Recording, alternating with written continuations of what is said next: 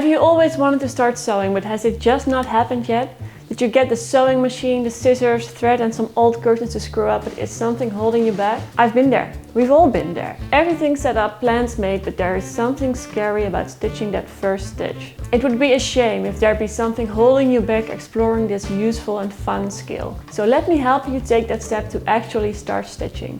Here are 5 practical tips to start sewing. 1. Start easy. I mean really easy.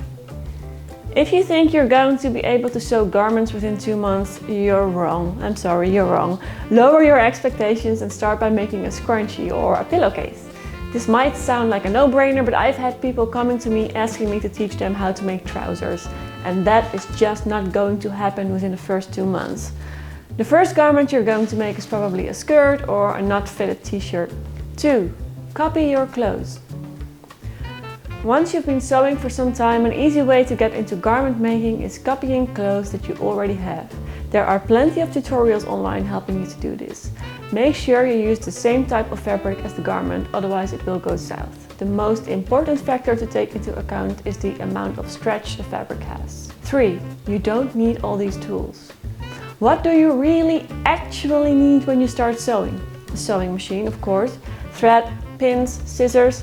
All this stuff behind me, it's extra. Don't be intimidated by that. Of course it's convenient and you'll find out what you need soon enough, but you don't need to buy all this in advance. Lower the threshold to start, get a machine second-hand or borrow one, use scissors from your kitchen drawer before you buy expensive fabric shears. Thread and pins are easy to buy on a budget, and when it comes to fabric, use some old sheets.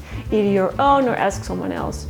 Also, a great tip to find fabric is the thrift store. Depending on where you live, they can be a great resource. Actually, I made this sweater out of an old curtain from the thrift store. When you use sewing patterns, use them from independent brands. Not only is it nice to support small business owners, I find their instructions are much clearer than those in traditional sewing magazines, at least the ones in my country, which is the Netherlands. Sewing magazines tend to use a lot of sewing lingo, which is confusing for a beginner and it might discourage you. Also, they have to squeeze instructions for a dozen patterns in one magazine, so they are very brief. Usually, independent brands have clear drawings and well-written step-by-step instructions. And if you're lucky, they even made video instructions. It's also worth the effort to look for someone else who maybe made a sew-along video for this specific pattern. 5. Keep trying and then try some more. I've been sewing for 2.5 years now, and I'd say almost half of my projects work out.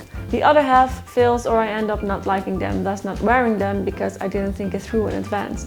I learned a lot by making them though, so no regrets here. But now I'm at a point where I know what works for me, my body and my style, and what doesn't. A nice perk from sewing is that you really learn to understand what you like and what you don't like.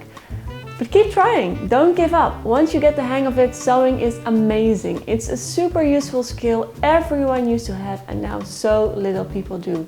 So be patient, take 2 steps back and then 1 step forward. You'll get there. Those were my tips for now. Do you have any advice for beginner sewists? Tell us in the comments. I will be back with a new project video in 2 weeks. I hope to see you then. Goodbye.